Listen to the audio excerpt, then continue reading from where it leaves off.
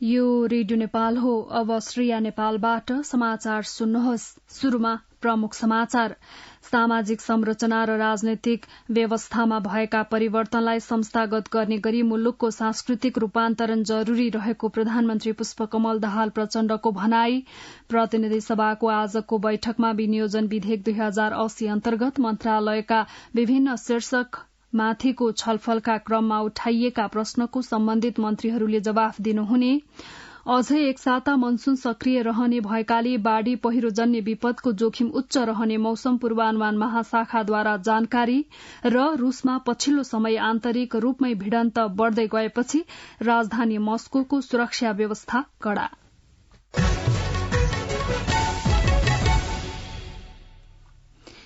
अब समाचार विस्तारमा।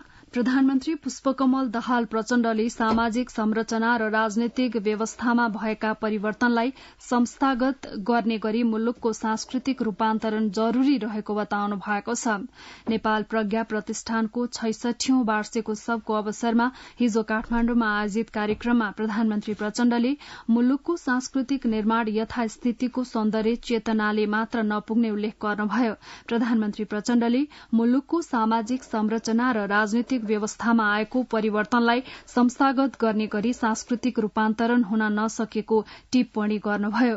प्रज्ञा प्रतिष्ठानका प्रमुख संरक्षक समेत रहनुभएका प्रधानमन्त्री प्रचण्डले संविधानको मर्म र भावना अनुरूप नेपालमा बोलिने सबै भाषा र तिनका साहित्य, संस्कृति र ज्ञानका विभिन्न शाखालाई प्रवर्धन र विकास गर्दै अघि बढ़नु प्रज्ञा प्रतिष्ठानको कर्तव्य रहेको उल्लेख गर्नुभयो। प्रतिनिधि सभाको बैठक आज बस्दैछ। बिहान 10 बजेका लागि बोलाइएको आजको बैठकमा विनियोजन विधेयकमाथिको छलफलका क्रममा उठेका प्रश्नहरूको सम्बन्धित मन्त्रीहरूले जवाफ दिनुहुने कार्यसूची रहेको छ। आजको बैठकमा विनियोजन विधेयक 2080 अन्तर्गत मन्त्रालयका विभिन्न शीर्षकहरूमाथिको छलफलका क्रममा उठाइएका प्रश्नहरूको सम्बन्धित मन्त्रीहरूले जवाफ दिने सम्भावित कार्यसूची रहेको छ। बैठकमा गृह मन्त्रालय, वन तथा वातावरण मन्त्रालय, महिला बाल बालिका तथा ज्येष्ठ नागरिक मन्त्रालय, युवा तथा खेलकुद मन्त्रालय, शहरी विकास मन्त्रालय, उद्योग वाणिज्य तथा आपूर्ति मन्त्रालय, भौतिक पूर्वाधार तथा यातायात मन्त्रालय र संचार तथा सूचना प्रविधि मन्त्रालयमाथिका प्रश्नहरूको सम्बन्धित मन्त्रीहरूले जवाफ दिनुहुने संसद सचिवालयले जनाएको छ। राष्ट्रिय सभाको बैठक आज बस्दैछ। दिउँसो 1 बजे बोलाइएको बैठकका लागि विभिन्न सम्भावित कार्यसूची तय गरिएको छ। राष्ट्रिय सभाको आजको बैठकमा प्रधानमन्त्री पुष्पकमल दाहाल प्रचण्डले नेपालको संविधानको धारा 53 बमोजिमको नेपाल सरकारको वार्षिक प्रतिवेदन 2078-79, महालेखा परीक्षकको 60औं वार्षिक प्रतिवेदन 2079, राष्ट्रिय महिला आयोगको 15औं वार्षिक प्रतिवेदन 2078-79 र राष्ट्रिय दलित आयोगको दोस्रो वार्षिक प्रतिवेदन 2078-79 सभा समक्ष पेश गर्नुहुने सम्भावित कार्यसूची रहेको छ। यस्तै कानून न्याय तथा संसदीय मामला मन्त्री धनराज गुरूङले मुलुकी संहिता सम्बन्धी केही नेपाल ऐनलाई संशोधन गर्न बनेको विधेयक 2080 पेश गर्नुहुने कार्यसूची रहेको छ। राष्ट्रिय सभाका अध्यक्ष गणेश प्रसाद तिमिल सिन्हाले राष्ट्रिय सभाका पूर्व सदस्य महेश चौधरीको निधनमा शोक प्रस्ताव प्रस्तुत गर्नुहुने सम्भावित कार्यसूची रहेको संसद सचिवालयले जनाएको छ।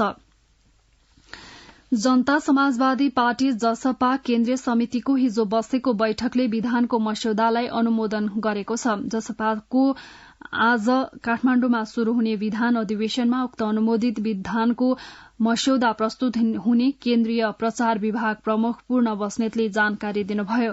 बैठकले सशस्त्र जनयुद्ध, जनआन्दोलन र मधेस जनविद्रोह जस्ता राजनैतिक संघर्ष र आन्दोलनबाट प्राप्त उपलब्धिको रक्षार्थ गठित पार्टी सम्बद्ध समाजवादी मोर्चालाई अनुमोदन गरेको विभाग प्रमुख बस्नेतले जानकारी दिनुभयो। आगामी आर्थिक वर्ष 2080-81 का लागि स्थानीय तहहरूले आज बजेट सार्वजनिक गर्दैछन्। स्थानीय तहको आगामी आर्थिक वर्ष 2080-81 का लागि हिजोसम्म 10 बढ़ी स्थानीय तहले बजेट पेश गरिसकेका छन्। अब 740 बढ़ी स्थानीय तहले बजेट पेश गर्न बाँकी रहेको छ।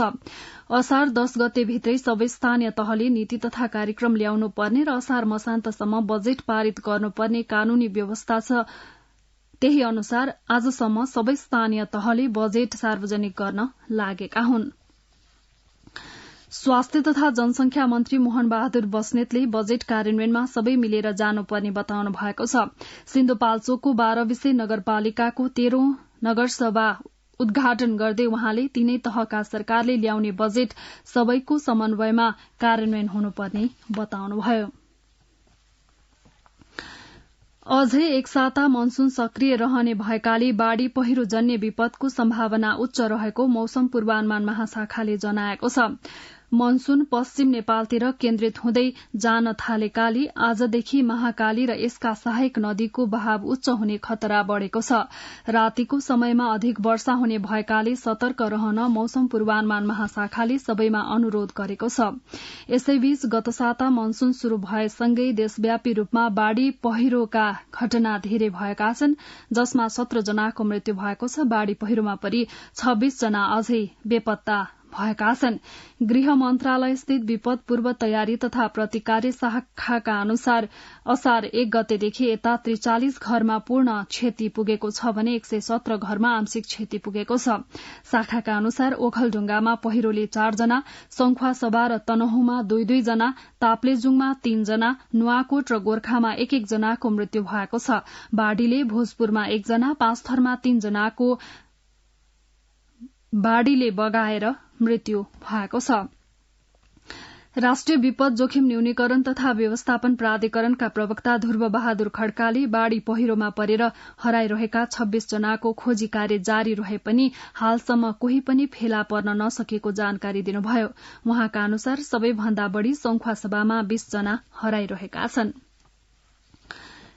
निरन्तरको वर्षाका कारण सड़कमाथिबाट खसेको पहिरोले पृथ्वी राजमार्ग गैरातीदेखि अवरूद्ध भएको छ। उक्त राजमार्ग अन्तर्गत बैतडीको श्रीभावरमा पहिरो खस्दा यातायात सेवा पूर्ण रूपमा बन्द भएको हो। यातायात सेवा पूर्ण रूपमा अवरूद्ध हुँदा यात्रु अल्पत्र परेका छन्। बैतडी हुँदै बझाङ जाने र बझाङबाट बाहिरिने यात्रु बीच बाटोमै अल्पत्र परेका छन्। राजमार्ग अवरूद्ध भएपछि पहिरो पन्छाउन निरन्तर प्रयास भइरहेको जानकारी गराइएको छ। निरन्तरको वर्षाका कारण सड़कमाथिबाट खसेको पहिरोले जय पृथ्वी राजमार्ग गैरातीदेखि अवरूद्ध भएको हो। समाचार रेडियो नेपालबाट सुन्दै हुनुहुन्छ। अब एकैछिन विज्ञापन र सन्देश।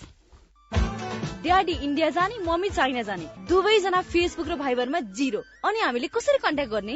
तिमीहरू फेसबुक र भाइबरमा हिरो भएर के गर्ने? नेपाल टेलिकमले ल्याएको सेवा सुविधाको बारेमा 0 रहेछौ। अहिले नेपाल टेलिकमले रोमिङ सेवा ल्याएको छ। चाइना र इन्डियामा हाम्रो यही प्रिपेड मोबाइल मजाले चल्छ। बेला बेलामा कुरा गर्न केही समस्या छैन। हो र भने अनि कसरी चलाउने चाहिँ थाहा छ त? किन थाहा नहुनु? यो सेवा एक्टिभेट गर्नलाई *1415 *7 र # डायल गर्नुपर्छ र उतैबाट रिचार्ज गर्न पनि मिल्छ। तिमीहरूलाई पनि अरू कुरा थाहा पाउन मन छ भने नेपाल टेलिकमको मोबाइल एप्स अथवा वेबसाइट हेरे हुन्छ। नेपाल टेलिकम, राष्ट्रको संचार। अब बाँकी समाचार। दाङमा चट्याङ लागेर 2 जनाको मृत्यु भएको छ। दङ्गी शरण गाउँपालिकाको फरक फरक 2 स्थानमा चट्याङ लागेर 2 जनाको मृत्यु भएको हो। हिजो साँझ चट्याङ लाग्दा दङ्गी शरण गाउँपालिका वडा नम्बर 6 निवासी 32 वर्षीय समीर केसीको मृत्यु भएको इलाका प्रहरी कार्यालय तुलसीपुरका प्रहरी नायब परीक्षक पुष्पराज मल्लले जानकारी दिनुभयो। यसै गरी चट्याङ लागेर दङ्गी शरण गाउँपालिका वडा नम्बर 3 निवासी 37 वर्षीय वीरेन्द्र भनिले रामनारायण चौधरीको पनि मृत्यु भएको छ।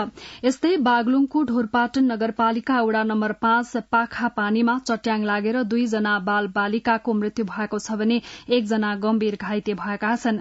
गैराती वर्षासँगै परेको चट्याङ लागेर ढोरपाटन नगरपालिका वडा नम्बर 5 पाखा पानीका चित्र बहादुर विकका 6 वर्षीय छोरा दिनेश विक र 9 वर्षीय छोरी सुनिता विकको मृत्यु भएको जिल्ला प्रहरी कार्यालय बागलुङका सूचना अधिकारी मदन केसीले जानकारी दिनुभयो। शिक्षा मन्त्रालयले मुलुकभरका सामुदायिक विद्यालय मध्येबाट 197 वटा उत्कृष्ट विद्यालय छनौट गरेको छ। मुलुकभरिका करिब 28,000 सामुदायिक विद्यालय मध्येबाट शैक्षिक, भौतिक तथा प्रशासनिक सुधारका क्षेत्रमा उत्कृष्ट काम गरेका ती विद्यालय छनौट गरिएको हो। छनौटमा परेका विद्यालयलाई शिक्षा तथा मानव स्रोत विकास केन्द्र मार्फत 5 लाख रूपियाँका दरले आर्थिक सहायता उपलब्ध गराउने भएको छ। अब अन्तर्राष्ट्रिय समाचार। रूसमा पछिल्लो समय आन्तरिक रूपमै भिडन्त बढ़दै गएपछि राजधानी मस्कोको सुरक्षा व्यवस्था कड़ा पारिएको छ। विदेशी नागरिकलाई सुरक्षार्थ खटाउने रूसको वाग्नर समूहका प्रमुखलाई सुरक्षा कर्मीलाई विद्रोह गर्न उक्साएको आरोपमा अनुसन्धान भइरहेको छ। वाग्नर समूहका प्रमुख एभगेनी प्रिगोजिनले रूसी सेनाले शुक्रबार आफ्ना सेनाहरूले घातक मिसाइल आक्रमण गरेको आरोप लगाएका छन्, तर यस सम्बन्धी प्रमाणहरू भने देखाइएको छैन। तर आरोपलाई उनले अस्वीकार गरेका छन्।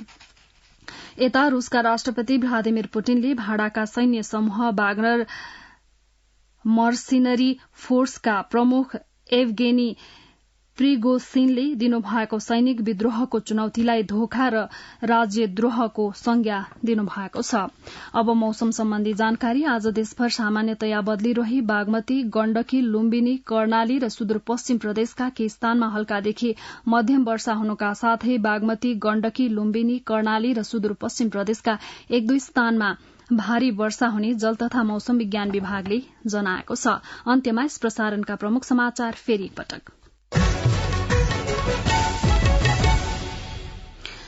सामाजिक संरचना र राजनीतिक व्यवस्थामा भएका परिवर्तनलाई संस्थागत गर्ने गरी मुलुकको सांस्कृतिक रूपान्तरण जरूरी रहेको प्रधानमन्त्री पुष्पकमल दाहाल प्रचण्डको भनाई। प्रतिनिधि सभाको आजको बैठकमा विनियोजन विधेयक 2080 अन्तर्गत मन्त्रालयका विभिन्न शीर्षकहरूमाथिको छलफलका क्रममा उठाइएका प्रश्नको सम्बन्धित मन्त्रीहरूले जवाफ दिनुहुने। अझै एक साता मनसून सक्रिय रहने भएकाले बाढ़ी पहिरोजन्य विपदको जोखिम उच्च रहने मौसम पूर्वानुमान महाशाखाद्वारा जानकारी। र रूसमा पछिल्लो समय आन्तरिक रूपमै भिडन्त बढ़दै गएपछि राजधानी मस्कोको सुरक्षा व्यवस्था कड़ा। रेडियो नेपालबाट बिहान 9 बजेको समाचार सकियो। अब नेपाल भाषामा समाचार सुन्न सक्नुहुनेछ। हवस् त, नमस्कार।